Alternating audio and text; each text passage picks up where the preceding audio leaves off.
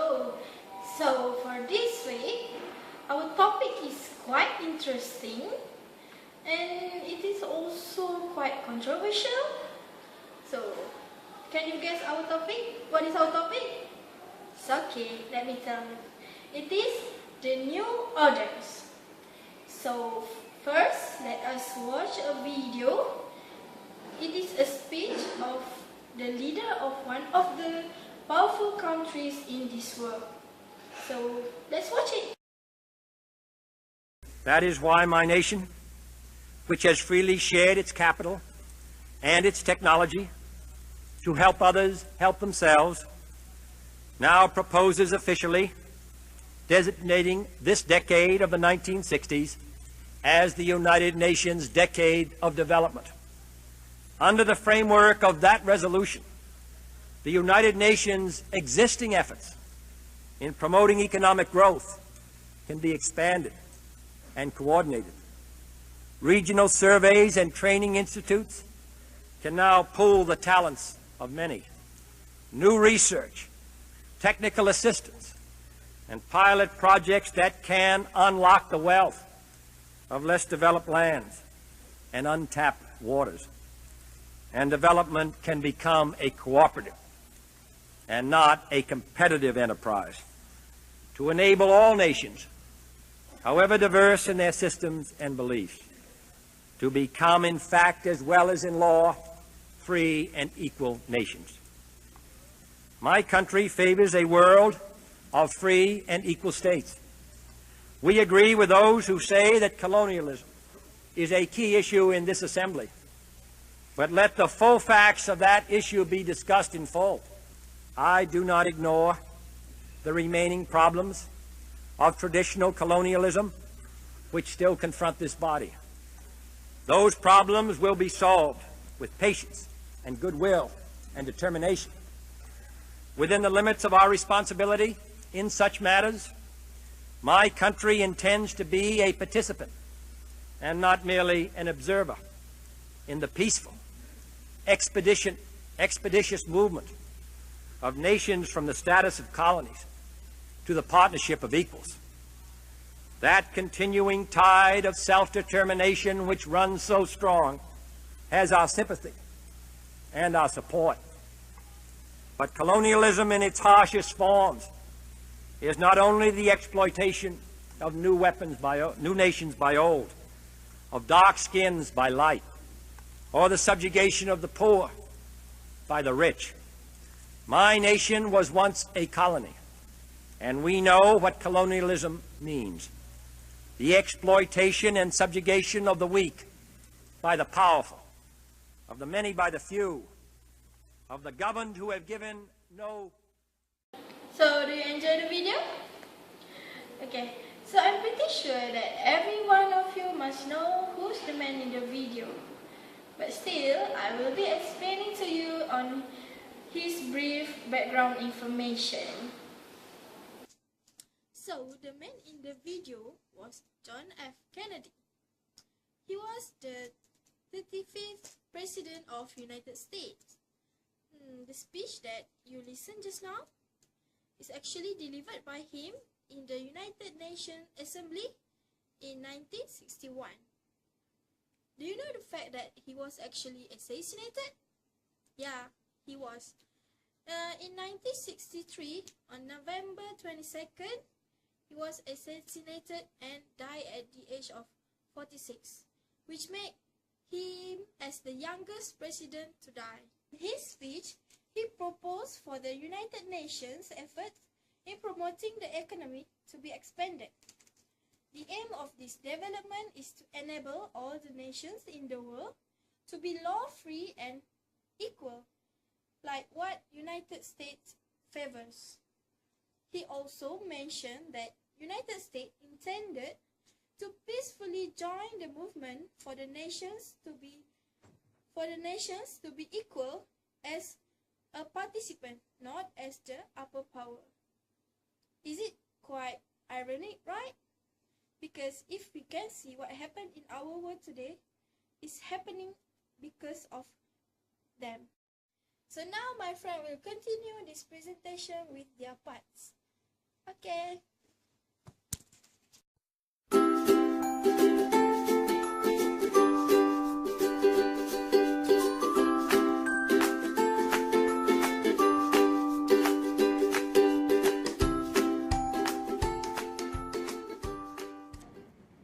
Hello. So, do you know what is the end of blank spaces on the map? Now let us watch this video for you to have a clear view of what is the end of blank spaces on the map. They'll tell you I'm insane, but I got a blank space, baby. Oops, sorry, wrong video. Forget it. In the early 20th century, fears arose about the fact that all of the world had been colonized and had become known to Europeans because this meant that there were no more dark spaces on the map to explore, conquer, or convert.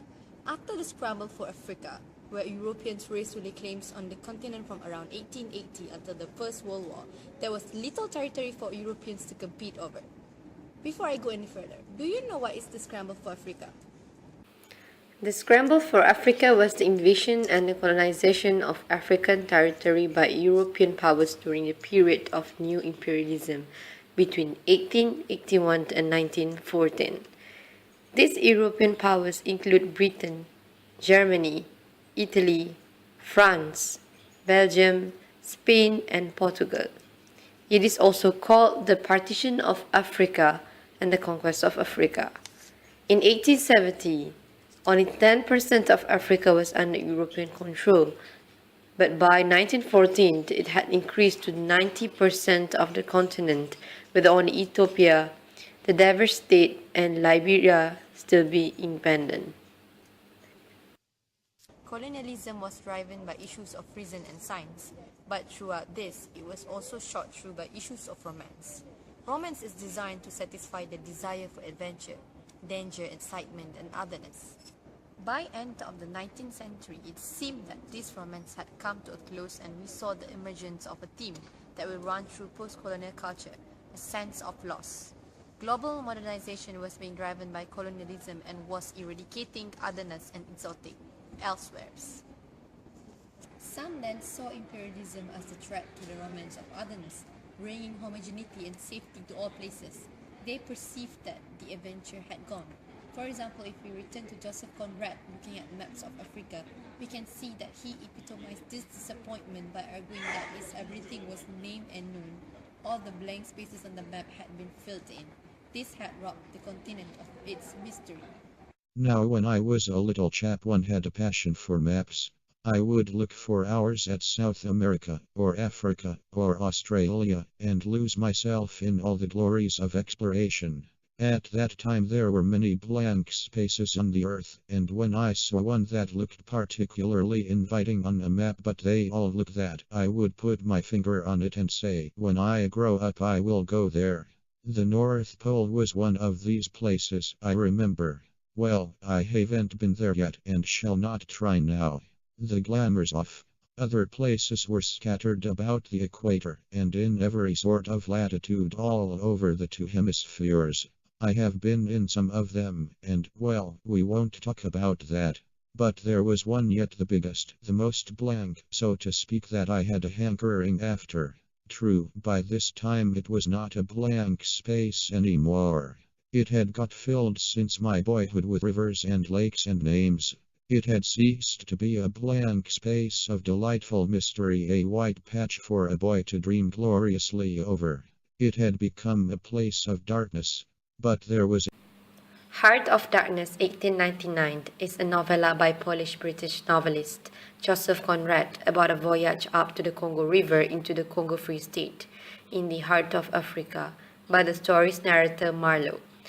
Marlowe tells the story to friends aboard a boat anchored on the River Thames, London, England. The setting provides frame for Marlowe's story of his obsession with the ivory trader Kurtz, which enables Conrad to create a parallel between London and Africa as places of darkness. Central to Conrad's work is the idea that there is a little difference between so-called civilized people and those described as savages.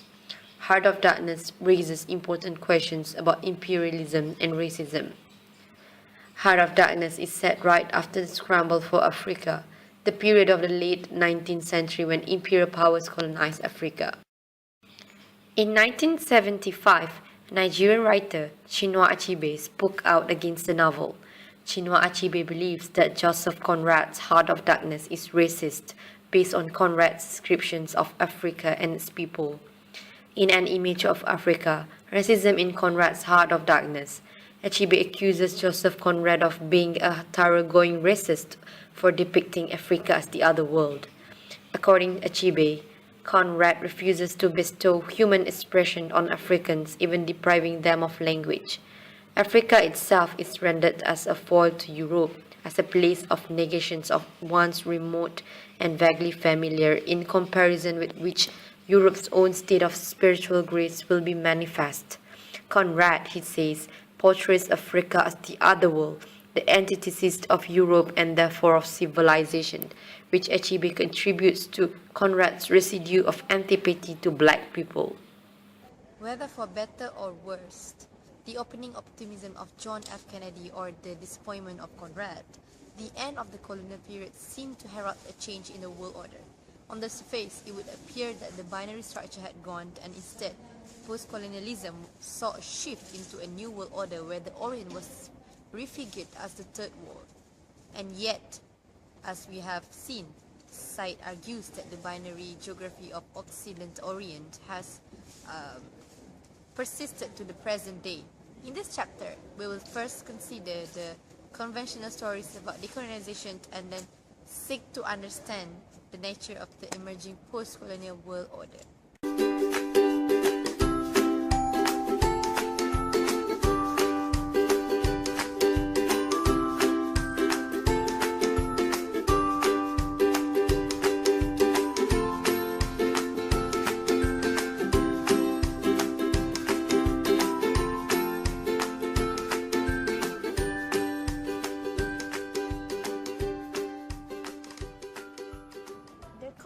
Power relied heavily on the power of knowledge. Have you ever wondered why knowledge? This is because they have this idea that if they get to know the natives, they will be able to control them. Okay? How? Okay, they make this happen by the establishment of a modern state which created order within the space of the colony through defining and classifying the space in maps and patterns of land ownership, and also by counting populations in censuses. They also standardize the weight and the measures to make trade and commerce efficient and rational. Last but not least, the most important procedure that the Europeans have done is through learning about local languages and also customs. The establishment of colonial governance required the introduction of civil services, print capitalism, a unified language of state and education, railways, and maps. This was vital for effective and efficient governance by the colonial power. Ironically, it also facilitated the imagination of an alternative, a post-colonial national identity. For the first time, it allowed a previously diverse or disparate population, or at least the elite members of that population, the possibility of imagining themselves as a community with a common interest, history, and identity. This was particularly the case in India. The British colonizers linked the country together physically through the introduction of the railways. Linguistically, the British colonizers linked the country through the introduction of English as a common language of governance. Maps of India allowed people in previously unconnected places to see their common predicament. The English language allowed the various elites to communicate more easily where they had previously been hindered by the existence of many different indigenous languages. The railways allowed news and experiences to travel across the continent. Education taught the Indian elites European concepts of reason. They were educated to believe in Enlightenment values, values that they wanted applied to themselves and their own people. The colonizers had introduced a conceptual and actual language through which these elites could articulate their case for independence. Partha Chatterjee has argued that the problem with this explanation of events is that it is still the West that is the hero of the story. Chatterjee suggests that it is as if the Europeans have thought out on our behalf not only the script of colonial enlightenment and exploitation, but also that of our anti-colonial resistance and post-colonial misery. Okay, now I'm going to talk about the New World Order. But before we go through this topic, let us recall what Said have stated before. Said have stated a theory which says that the Occident and the Orient structural difference is constant through centuries. But Shohat and Sam had reworked Said's theory to argue that in the middle of the 20th century, the world had witnessed a significant shift in the nature of the Occident as the USA rose to hegemonic dominance. The orders of Orientalism were reconfigured as modernization theory and development. There is a book by Rostow which is called The Economic Growth, a non-communist manifesto which highlights development driven by capitalism rather than communism. This is seen as a new and positive post-colonial world order which the difference between rich and the poor will decrease and every country will make good. United States President John F. Kennedy confidently proclaimed the 1960s the decade of development and insisted that within 10 years, the differences between levels of economic development between the West and elsewhere could be overcome. The United States had been considered as the leader of the decolonization, which then presented the image of the new US-centered world order. But actually, the decay of development was not what it seemed. It is not as simple as it depicted before, which is based around equality. Let's go deeper into this topic to find out what is the truth behind the decay of development. Oh, I'm in deep trouble. What should I do? Hello, friends. You look like you are in very deep trouble. Can I help you? Oh, yes. I am a tailor. I have so many clothes that I sew, but I have no customer to buy my clothes. What should I do? Oh, don't worry. I have a very simple solution for you. I can sell all your clothes in my market. Oh, really? So you can sell all my clothes and give me my profit? Yes, of course. Don't worry. We can be friends or we can be business partner. Oh, really? Thank you. Yes, no worries. The scene just now shows how USA helped Europe to rebuild their economy. USA wants to destroy the special connection between the colonizers and the colonies. Why? Because they need market to sell their goods. They give a deep development aid to Europe so they can rebuild the economies of the Europe countries, which allows the USA goods to be sold in the EU.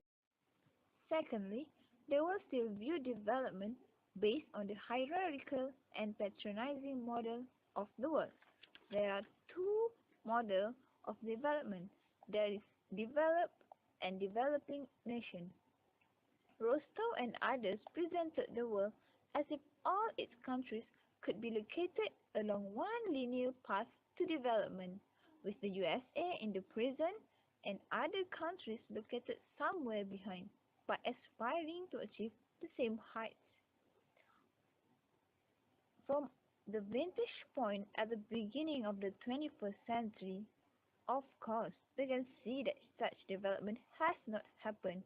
Instead, differences in wealth between countries have become larger.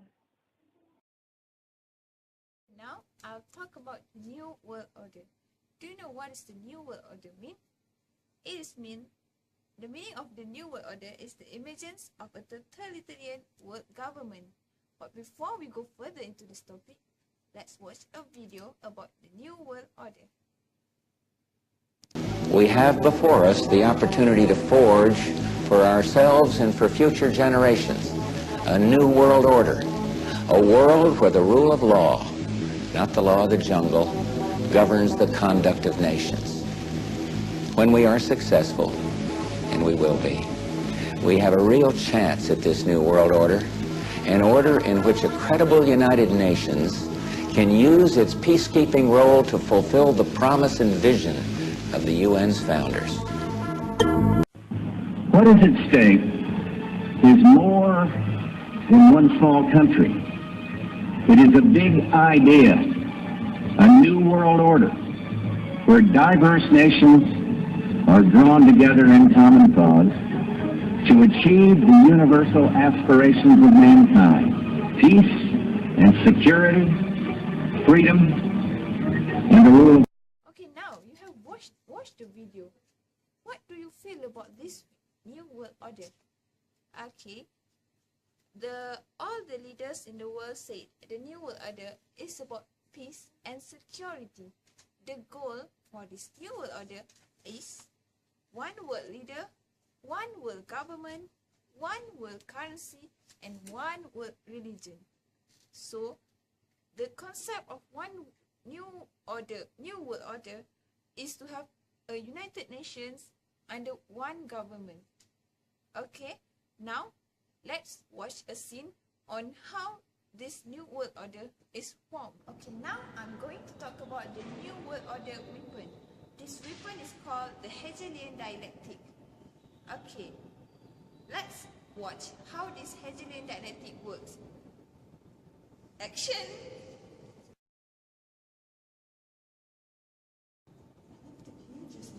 Did you see my phone?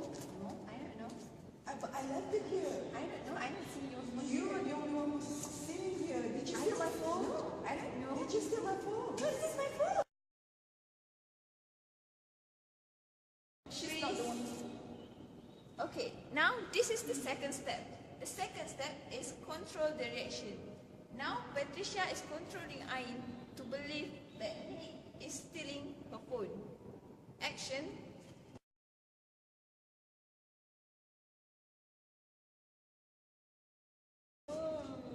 What's wrong? Relax. I left my phone here just now. It's like, Don't tell me it's gone. seconds. Yeah, it's Yeah, gone. next, But then next story.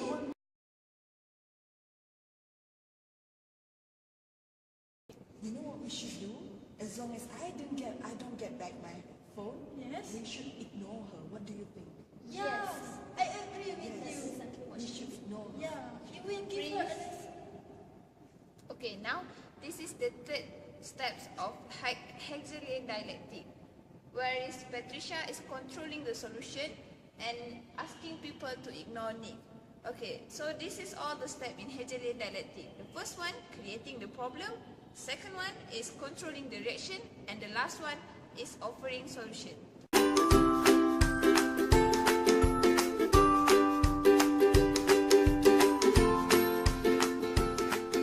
What is three worlds concept? Do you know? Okay, let me explain it to you. So, in a post-colonial world, it is actually the emergence of new configuration of global geography, which seems to make the Orientalist model more complex by replacing a binary geography with one based on three spaces, which is the first, second, third worlds. But Karl Page in 1981 believed that the new world still based on binaries. The first binaries is between the first and the second world. As I have explained, Karl Page argues that the new world still based on binaries. So, the first binary is between the first world and the second world. The first world is led by the United States of America, USA. Some of the major countries in the world, for example, Japan, Australia, New Zealand, and South Africa, are allies to the United States of America. What is the first world country? So the first world countries are actually free from market capitalism, and they are politically freedom in democracy. Not only that, these countries are technologically advanced, free of ideological impediments to utilitarian thinking and natural expressions of modernity. So, for example, like United States of America and Japan, we can see that these countries are very technologically advanced. For example, they have tall, big buildings that are equipped with state-of-the-art technology. Now let's move on to the Second World. The Second World is led by the Union of Soviet Socialist Republic, USSR. It offers an alternative model of development, one which Western theorists view as being distorted by ideology. Some of the major countries in weaponry, such as China, Russia, the Eastern Europe country, which is Poland, and one of the Turk states, Kazakhstan, are actually allies of the Second World. This Second World experienced intervention in the market by the state and the control of freedom also by the state. The Second World was modern, but it was contaminated with mixture of ideology that prevented it from being efficient, rational, or natural. It is technologically advanced but burdened with an ideological elite blocking free access to science and utilitarian thinking. In a nutshell, we can say that the Second World is controlled by their government. Oh, hey there. I didn't notice you. I was looking at the map of the first, second, and third world. But I can see that Malaysia is in the third world. But I'm not sure why. Do you know why Malaysia is under the third world country? Okay, so let's watch the video. Hopefully by now we're all savvy enough to stop saying third world countries, but saying developing nations sounds condescending too. We usually end up calling them those nations, which might be even worse. Which nations? Those nations. Over there. Don't touch them. So what should we call those nations? First off, the term third world is really wrong. It comes from the 1950s, and at the time, the first world meant countries aligned with the West or the United States. The second world was nations aligned with communist Russia. This only sort of made sense then, and makes absolutely no sense now. As for the third world, that referred to everything else. It includes those nations we mean when we say third world, but it also included places like Greenland and the United Arab Emirates. It was too general and as such not super useful. So what about the term developing nations? India, China, and Brazil are actively developing and sort of fit into that category, but people tend to call those newly industrialized countries, or they just call them India, China, and Brazil. Developing nations also include places like Syria and Somalia, but they aren't developing at all. In fact, they're spiraling. So the word developing in developing nations doesn't actually mean anything. You could say poor nations, but not if you go off their GDP. Currently, Iraq is 56th on the UN's list, and Iceland is 123rd. When you're talking about poverty, you don't usually mean Iceland. So for the last time, what should you say? Well, it's awkward and long, but you should say countries on the UN's list of least developed nations, which is a mouthful, but it's accurate. These 48 countries on the official and somewhat regularly updated list are those nations. Granted, it doesn't include all the nations people mean when they throw around those other terms, but when you're talking about world poverty, this is the place to start.